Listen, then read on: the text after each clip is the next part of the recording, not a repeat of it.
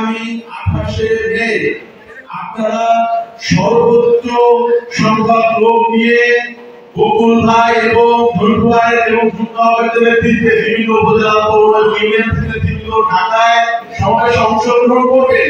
Please দয়া করে আমাদের অনুষ্ঠানের প্রধান অতিথি তারেক রহমান অনুষ্ঠানে অংশগ্রহণ করে তারেক রহমানের বক্তব্য শেষ করার আগ পর্যন্ত সেই নির্দেশনা আমাদের যুবদল কেন্দ্রীয় কমিটির সভাপতি মোনা ভাই এবং সাধারণ সম্পাদক কয়েক ভাই ইতিমধ্যে বকুল ভাই এবং ধৈর্য ভাই দিয়েছেন।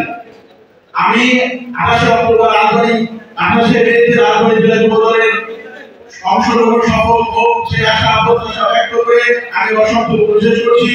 বাংলাদেশ জিন্দাবাদ, জাতীয় যুবদল জিন্দাবাদ, শহীদ রাষ্ট্রপতি জিন্দাবাদ, আগামী রাষ্ট্রনায়ক তারেক রহমান জিন্দাবাদ। জিন্দাবাদ, সবাইকে ধন্যবাদ।